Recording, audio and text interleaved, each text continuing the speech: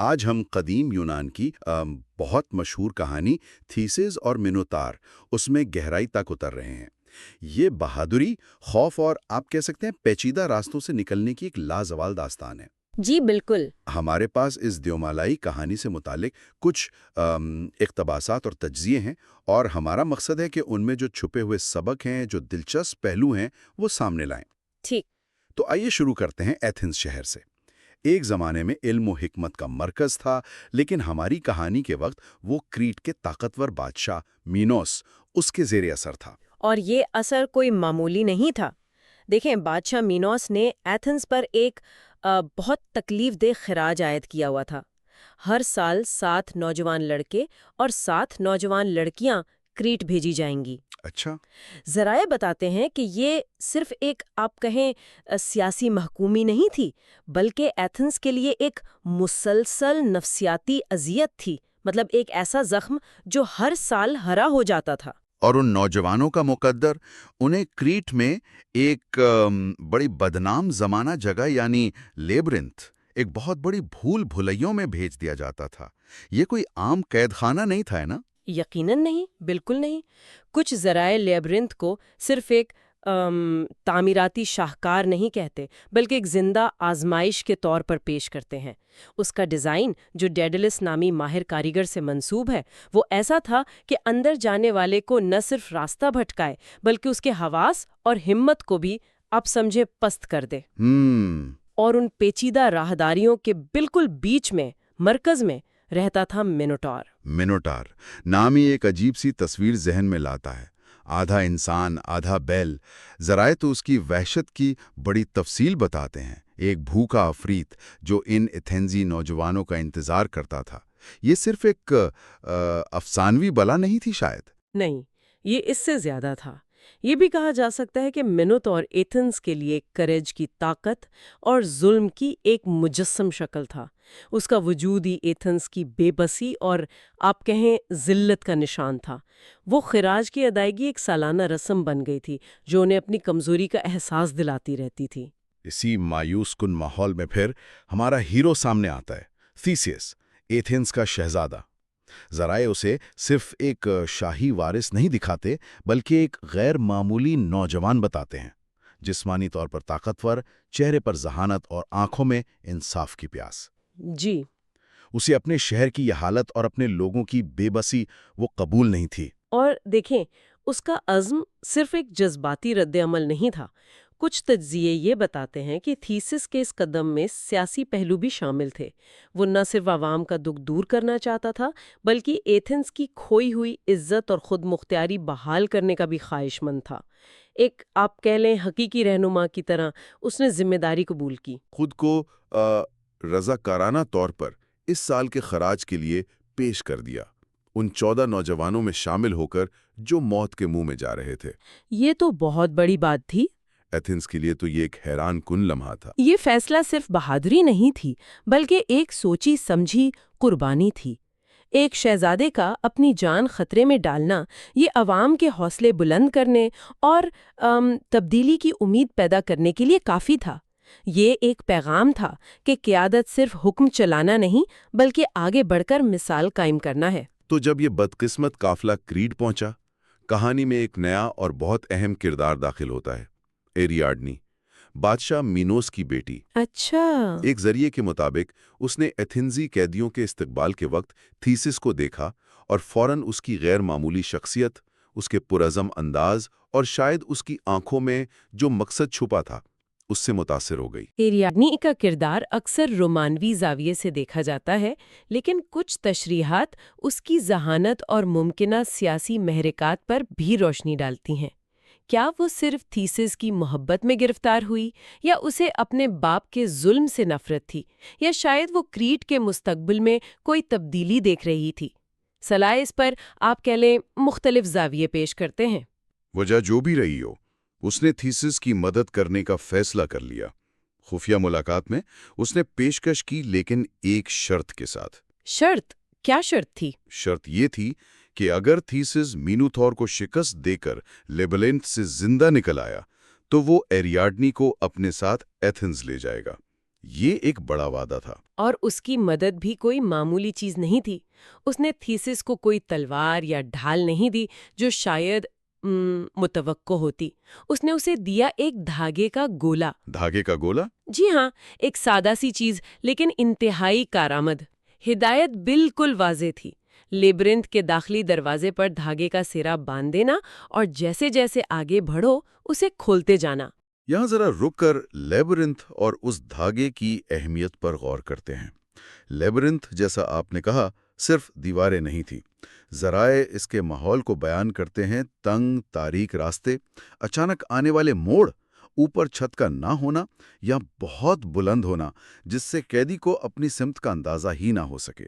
یہ تو نفسیاتی دباؤ ڈالنے کے لیے ڈیزائن کیا گیا تھا، ہے نا؟ بالکل بالکل۔ اور یہ دھاگا، یہ محض واپسی کا راستہ نہیں ہے، ایک دلچسپ تجزیہ اسے علمی تسلسل یا منظم سوچ کی علامت قرار دیتا ہے۔ اچھا؟ جس طرح دھاگا ایک سرا پکڑ کر پیچیدہ راستے سے نکال لاتا ہے، اسی طرح ماضی کا تجربہ، بزرگوں کی حکمت یا ایک واضح منصوبہ بندی وہ ہمیں زندگی کی الجھنوں سے نکال سکتی ہے۔ یہ طاقت کے بجائے حکمت عملی کی فتح کی طرف اشارہ ہے۔ تو سیسیس نے یہ دھاگا لیا، اسے دروازے پر باندھا، اپنی تلوار نکالی اور ان پراسرار راہداریوں میں قدم رکھا۔ کیا منظر ہوگا! ہر طرف خاموشی، صرف اپنے قدموں کی چھاپ اور دل کی دھڑکن، اور آگے بڑھتے ہوئے دھاگے کو کھولتے جانا، یہ جانتے ہوئے کہ یہی اس کی واپسی کی واحد امید ہے۔ کہانی کے کچھ ورژن میں تو لیبرنتھ کے اندر کی آوازوں کا بھی ذکر ہے، شاید پرانے قیدیوں کی آہ و بکا کی گونج یا ہوا کی سرسراہٹ جو کسی عفریت کی سانس محسوس ہو، اور پھر گہرائی میں اسے وہ آواز سنائی دی جس کا وہ منتظر بھی تھا اور جس سے خوفزدہ بھی، مینوتار کی دھاڑ۔ اور پھر آمنا سامنا ہوا۔ ذرائع مینوتار کی دہشت ناک شکل کا نقشہ کھینچتے ہیں: انسان کا دھڑ، بیل کا سر، خونخوار آنکھیں، تیز سینگ۔ مگر تھیسیس، جس نے خود کو اس لمحے کے لیے تیار کیا تھا، وہ خوفزدہ نہیں ہوا، اس نے مقابلہ کیا۔ اور یہاں ذرائع ایک، آپ کہیں، کیلی جملہ استعمال کرتے ہیں۔ تھیسس نے مینوتار کو ہمت اور چالاکی سے شکست دی۔ یہ صرف تلوار بازی کا مقابلہ نہیں تھا، چالاکی کا لفظ بہت اہم ہے۔ چالاکی؟ جی، اس کا مطلب ہے کہ تھیسس نے صرف وہ جو کہتے ہیں نا بروٹ فورس استعمال نہیں کی۔ تو یہ چالاکی کیا ہو سکتی تھی؟ کیا اس نے لیبرن کے تنگ راستوں کا فائدہ اٹھایا، یا مینوتار کو تھکایا، یا شاید اس کی کسی کمزوری کو نشانہ بنایا ہو جو ایریاڈنی نے بتائی ہو؟ ذرائع تفصیلات میں مختلف ہیں، لیکن نقطہ واضح ہے: ذہانت نے طاقت کے ساتھ مل کر کام کیا۔ صحیح۔ ایک شدید اور شاید طویل مقابلے کے بعد تھیسس کی تلوار نے مینوتار کا خاتمہ کر دیا۔ آئیے اس نقطے کو تھوڑا مزید کھولیں۔ ہمت اور چالاکی کا امتزاج، یہ قدیم یونانی فکر میں ایک اہم تصور تھا۔ وہ سمجھتے تھے کہ حقیقی ہیرو صرف طاقتور نہیں ہوتا بلکہ عقل مند بھی ہوتا ہے، جیسے اوڈیسیس کی مثال ہے۔ تھیسیس کی فتح یہ ظاہر کرتی ہے کہ سب سے بڑے چیلنجز جو مینوتار کی طرح ناقابل تسخیر لگتے ہیں، ان پر قابو پانے کے لیے جسمانی ہمت کے ساتھ ذہنی لچک اور منصوبہ بندی ناگزیر ہے۔ یہ محض عفریت کو مارنا نہیں بلکہ مسئلے کو سمجھنا اور اس کا حل نکالنا ہے۔ کیا یہ ممکن ہے کہ چالاکی کا عنصر تھیسس کی بہادری کو کسی حد تک کم کرتا ہو؟ کیا اصل ہیرو وہ نہیں جو صرف اپنی طاقت کے بل بوتے پر جیتے؟ ایک دلچسپ سوال ہے۔ کچھ روایات شاید اسی نقطے کو ابھارتی ہوں، لیکن غالب یونانی نقطۂ نظر جو ہمارے ذرائع سے جھلکتا ہے وہ میٹس یعنی عملی ذہانت اور چالاکی کو بہادری کا لازمی حصہ سمجھتا تھا۔ ان کے نزدیک بغیر سوچے سمجھے خطرے میں کود پڑنا حماقت تھی، بہادری نہیں۔ اچھا، تو یہ بات ہے۔ جی، تھیسس کی کامیابی اسی لیے زیادہ متاثر کن ہے کہ اس نے دونوں صلاحیتوں کا مظاہرہ کیا۔ مینیٹور مر چکا تھا، اب لیبرن سے واپسی کا مرحلہ تھا، اور یہاں ایریاڈنی کے دھاگے نے اپنا کردار ادا کیا۔ تھیسس نے دھاگے کو سمیٹنا شروع کیا اور انہی پیچیدہ راستوں سے گزرتا ہوا واپس داخلی دروازے تک پہنچ گیا جہاں سے اس نے آغاز کیا تھا۔ اور وہ اکیلا واپس نہیں آیا، اس نے ان دیگر آئتھینزی نوجوانوں کو بھی ڈھونڈا اور آزاد کرایا جو ابھی تک لیبرنتھ کی بھول بھلائیوں میں پھنسے ہوئے تھے یا شاید مینوتار کے حملے سے بچ گئے تھے۔ یہ اس کی فتح کا اجتماعی پہلو تھا۔ البتہ ایریاڈنی کے ساتھ کیا ہوا اس پر کہانیاں مختلف ہیں۔ کچھ کہتی ہیں کہ تھیسس اسے ساتھ لے گیا، لیکن راستے میں جزیرہ مکسوس پر سوتا چھوڑایا۔ کچھ کے مطابق دیوتا ڈائیونیسس نے اسے ایسے کرنے کو کہا۔ ہمارے ذرائع اس پر زیادہ تفصیل نہیں دیتے، صرف اتنا کہ وہ پیچھے رہ گئی۔ ہاں، اصل توجہ تھیسس کی ایتھنز واپسی پر مرکوز ہے۔ اور وہ واپسی ایک فاتح کی واپسی تھی۔ تصور کریں ایتھنز کے ساحل کا منظر، جب لوگوں نے دور سے اپنے جہاز کو آتے دیکھا، اور اس پر وہ سیاہ بادبان نہیں تھا جو ماتم کی علامت تھا، بلکہ سفید بادبان۔ حالانکہ ایک روایت میں وہ بھول گیا تھا، لیکن غالب کہانی اس کی فتح یاب واپسی کی ہے۔ بالکل، ایتھنز میں جشن کا سماں تھا، لوگ سڑکوں پر نکل آئے۔ تھیسس کو ایک قومی ہیرو کے طور پر خوشامدید کہا گیا۔ اس نے نہ صرف 14 جانیں بچائی تھیں، بلکہ ایتھنز کو ہمیشہ کے لیے کریٹ کے ذلت آمیز خراج اور منوتار کے خوف سے نجات دلا دی تھی۔ لوگوں کے جذبات کو ایک ذریعے میں یوں سمیٹا گیا ہے۔ تھیسس نے ہمت اور عقل سے وہ کر دکھایا جو ناممکن سمجھا جاتا تھا۔ یہ جملہ ناممکن کو ممکن کر دکھانا، یہ تھیسس کی میراث بن گیا۔ اس کا کارنامہ صرف ایک جنگی فتح نہیں تھی، یہ ایتھنز کے لیے ایک نئے دور کا آغاز تھا۔ ایک فرد کی ہمت، ذہانت اور ذمہ داری نے پوری قوم کی تقدیر بدل دی۔ یہ کہانی حکمرانوں اور شہریوں دونوں کے لیے ایک مثال بن گئی۔ اور اس کی گونج صرف ایتھنز تک محدود نہیں رہی ہوگی۔ نہیں، بالکل نہیں۔ ذرائع بتاتے ہیں کہ یہ کہانی پورے یونانی دنیا میں پھیلی، شاعروں نے اسے گایا، ڈرامہ نگاروں نے اسے سٹیج کیا، اور ماؤں نے اسے اپنے بچوں کو سنایا۔ صحیح۔ یقیناً یہ یونانی ثقافت اور شناخت کا ایک اہم ستون بن گئی۔ یہ صرف ایک مہم جوئی کی داستان نہیں رہی، بلکہ اخلاقی تعلیم کا ذریعہ بن گئی۔ جیسا کہ ایک تجزیہ نگار لکھتا ہے، بچے یہ کہانی سن کر کہتے تھے، ہمیں تھیسس جیسا بننا چاہیے، بہادر بھی اور عقل مند بھی۔ یہ کہانی نسل در نسل ہمت، انصاف پسندی اور مسائل کو حل کرنے کی صلاحیت کی علامت بنی رہی۔ تو اس ساری گفتگو کا نچوڑ کیا ہے؟ ایتھنز ایک سنگین بحران میں تھا، خراج، منوتار کا خوف۔ تھیسس نے ذاتی خطرہ مول لے کر چیلنج قبول کیا۔ ایریاڈنی کی ذہانت یعنی وہ دھاگا، اس نے عملی مدد فراہم کی۔ جی۔ تھیسس نے طاقت اور حکمت عملی یعنی ہمت اور چالاکی، اس سے افرید کو شکست دی۔ نتیجہ ایتھنز کی آزادی اور ایک ہیرو کی پیدائش۔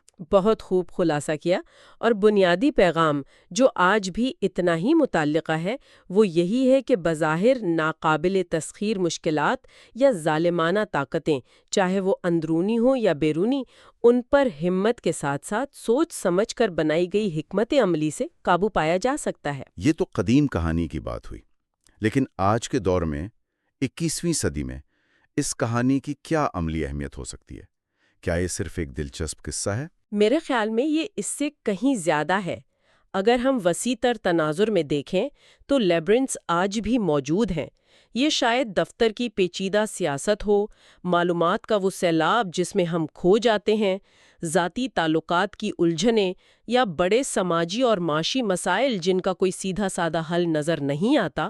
یہ سب جدید دور کی لیبرنٹس ہیں۔ اور مینوٹور وہ کیا ہو سکتے ہیں آج کے دور میں؟ وہ ہمارے خوف ہو سکتے ہیں، ہماری ناکامی کا ڈر، تعصبات، یا وہ نظام جو ناانصافی کو قائم رکھتے ہیں۔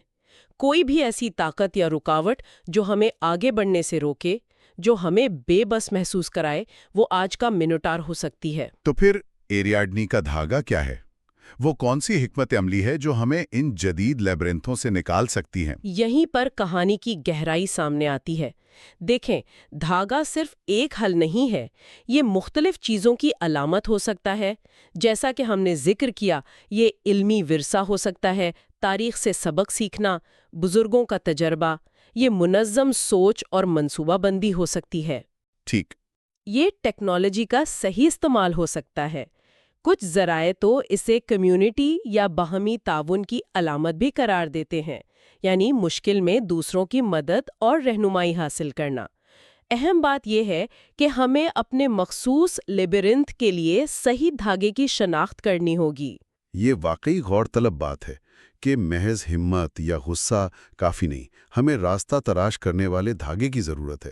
تو آخر میں سننے والوں کے لیے ایک نقطہ چھوڑ جاتے ہیں جس پر وہ خود سوچ بچار کر سکیں۔ थिसियस ने अपनी बहादुरी और एरियाडनी की फराहम करदा हिकमत अमली यानी वो धागा उनको मिलाकर कामयाबी हासिल की।